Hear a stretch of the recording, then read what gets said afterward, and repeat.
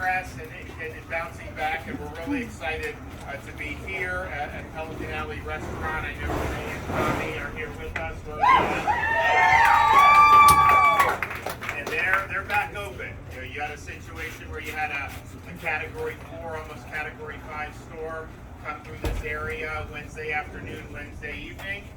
They had power on back 2 days ago, and now they're open for business. How many other places in this country do that?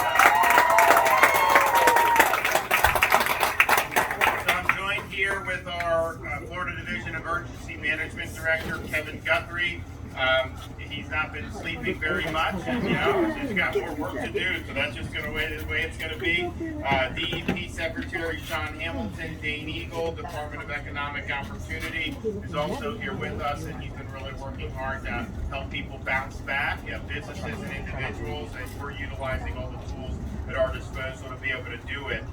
We have had, since the storm went through, about 2,500 rescue missions, particularly on some of these really hard-hit barrier islands, but also some of the places more inland that had massive rainfall and massive flooding. And you've seen that, of course, in southern Sarasota County, but it really goes all through the state in the heartland and then kind of the I-4 part. Really historic amount of water, and we're still seeing some of that in other parts of in those parts of the state as well, with rivers cresting and whatnot. So it's required a major effort, and we've had more urban search and rescue teams in Florida since the storm than at any time in our country's history since 9/11. So this was a huge effort. Coast Guard, urban search and rescue teams, local law enforcement, state law enforcement like Florida Fish and Wildlife, being on the boats and all the stuff they've done. We really appreciate it. There have been over 90,000 structures that have been checked, mostly in the very hard-hit areas, searching for survivors. Because of the pre-planning on this hurricane, with 42,000 utility workers stationed in the state of Florida prior to landfall, which has never been done at that scale, we've been able to now restore all but 1.86% of the state of Florida has power.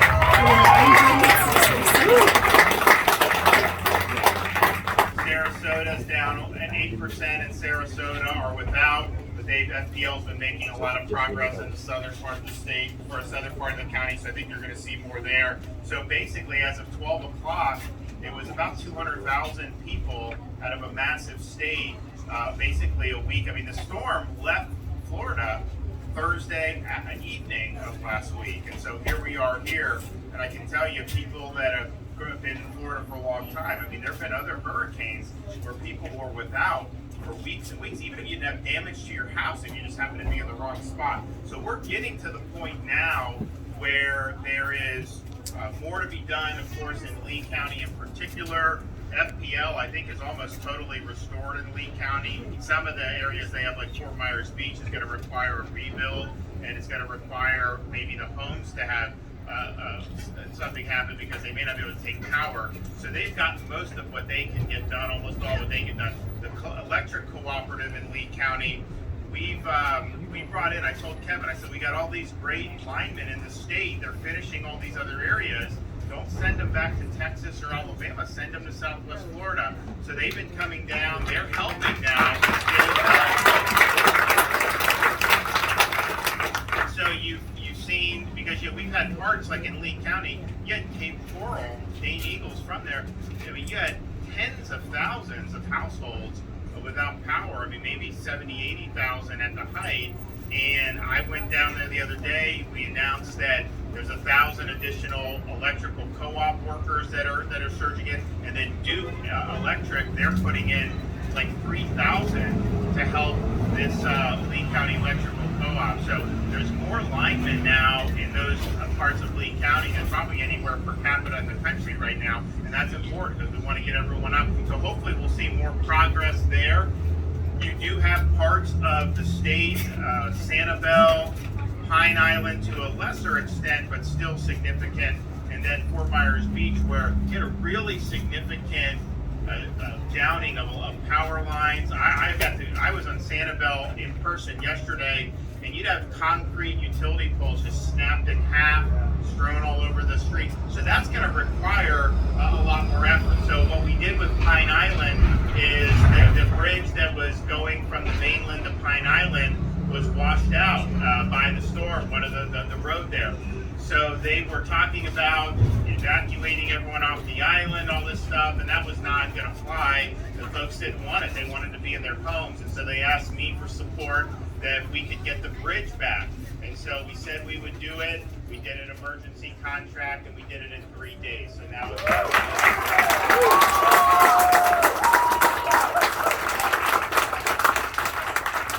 so now you're able, you saw the Publix trucks going across. The Publix is open there.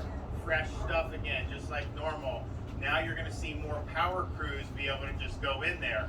We have taken via Chinook helicopter utility workers onto Sanibel, and they are looking, but I mean that is going to require a massive effort. So Kevin Guthrie and I are talking about what would they need to get all the equipment that they need to get that power back on Sanibel. We may do something temporarily that's using generators in the meantime, but you're probably going to need almost like an amphibious landing craft like the Marines use to load up like dozens of utility trucks, bring it to the shore, and then let them go do their thing. So we're working on ways to do that. We may be asking the federal government for help with that, but my view is we are doing, just like we did with Pine Island, I've authorized repairs to the Sanibel Causeway. So you have it was severed in 3 places, and there's no way to get to the island without having the causeway. So I don't want to have it out for a year by doing a new bridge or something. So we're going to do something like we did with Pine Island. It's going to take a little bit longer because it's a more significant effort.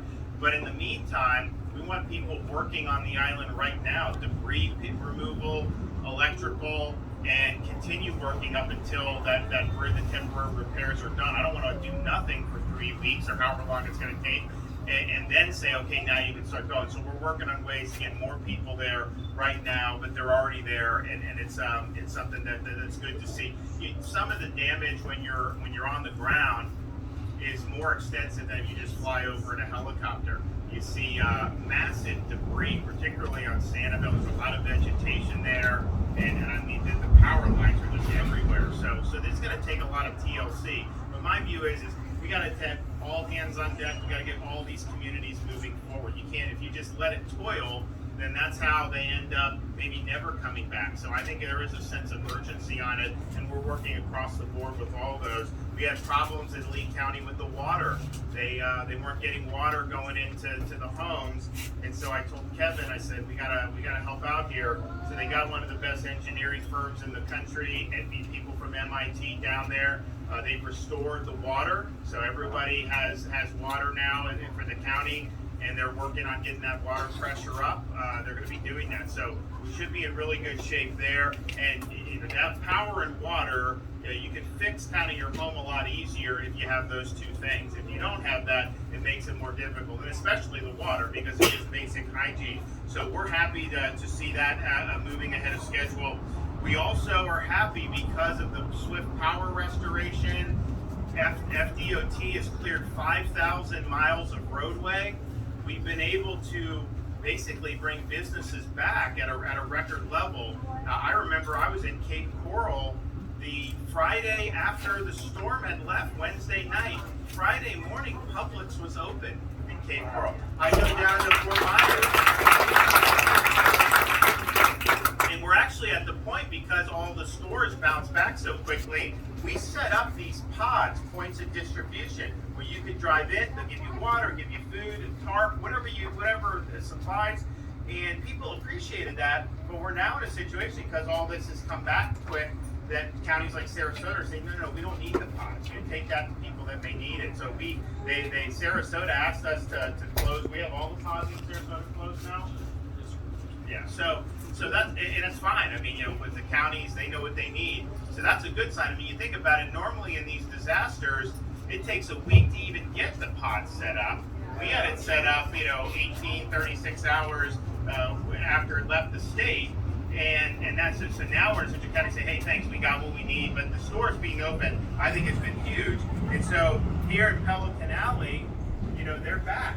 And they're ready to go, and I know a lot of people are excited to be able to go. They're going to host a concert on the stage back here for the first time since Ian hit, and that's going to help provide a great sense of normalcy to the community. People want to be out and about and get back to their daily lives, and so they're able to do it, and we appreciate them hosting this and others that are doing other stuff. I mean, I know that Collier County, they're back in school today with their Collier County schools. They're going to do football Friday night and all that, and that's fantastic. I know we're working with Charlotte and Lee to make sure they're back in Sarasota.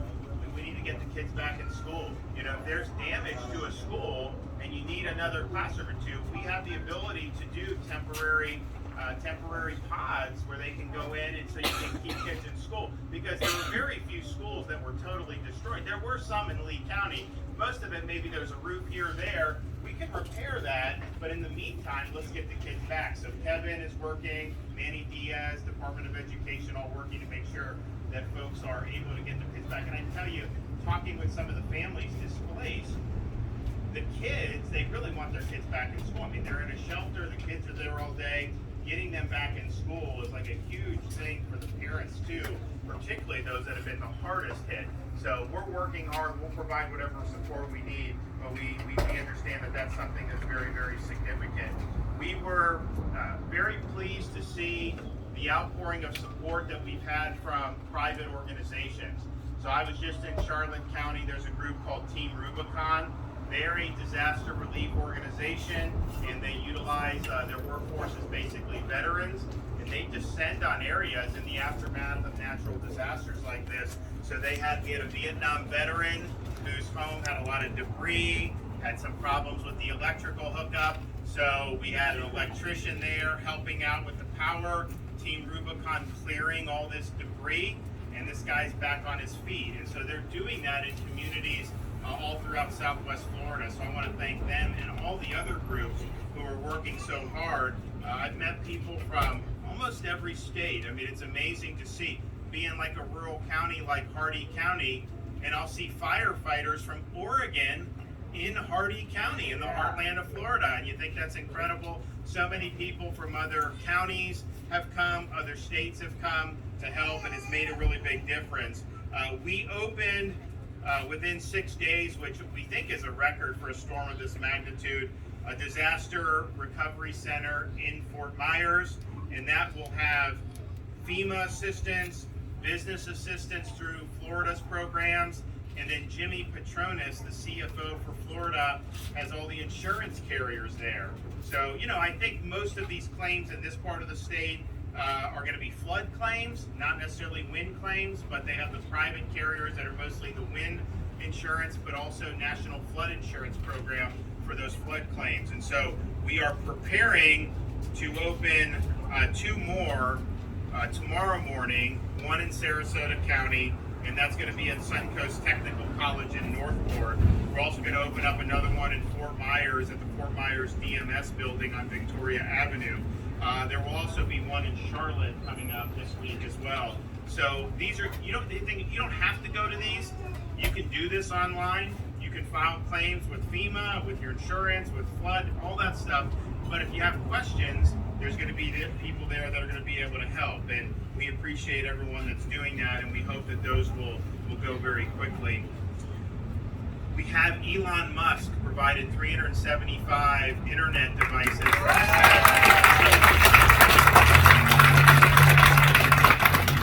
So what I've asked is, we had those at all the pods.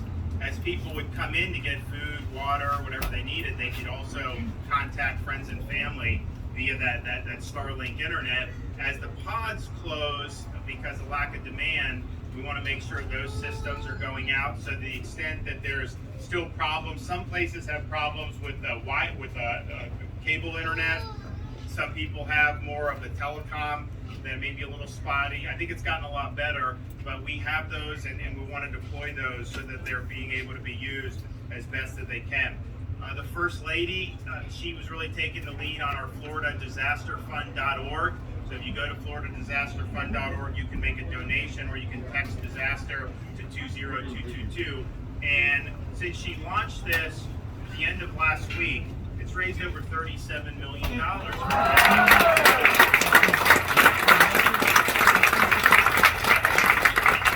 And there'll be more on the way. And so that's the type of money that can go. It could go to a group like Team Rubicon to help them expand operations, to help people fix their homes. You know, the thing about the storm and where it hit is it hit in areas that have a lot of elderly residents. And so, and I've met a lot of the folks. So you're somebody that may be 85 years old, you may not be able to do the same home repairs that you used to be able to do when you were younger. So you have folks that can come and help out in that regard. So that's something that I think is good, and that's going to be used across the affected areas to help people who kind of fall through the cracks for some of the FEMA relief or some of the other things the state has, and to make sure that people are getting back on their feet. And you know, the one thing that I've seen over the last week is an incredible amount of resilience from people. I've seen people that have lost their whole homes and lived through the storm when the storm surge was up to their chest in their own house. And the only thing they can say is thanks everybody else for everything everyone else is doing. There was no, oh, woe is me. It was, we really appreciate that we have great first responders, that we have folks that had a lot of support for them in this difficult situation. And I think the attitude is, by and large, you know, sometimes in life you get knocked down, and that's not really what counts. What counts is, are you going to get back up? Are you going to get back up and shoulder on?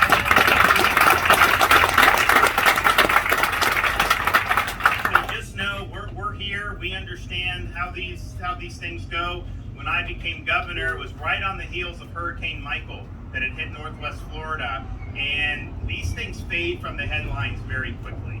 The cameras leave very quickly. They're there. Obviously, there's some media that only goes there because they try to use that for an agenda, and we know who they are. But the end of the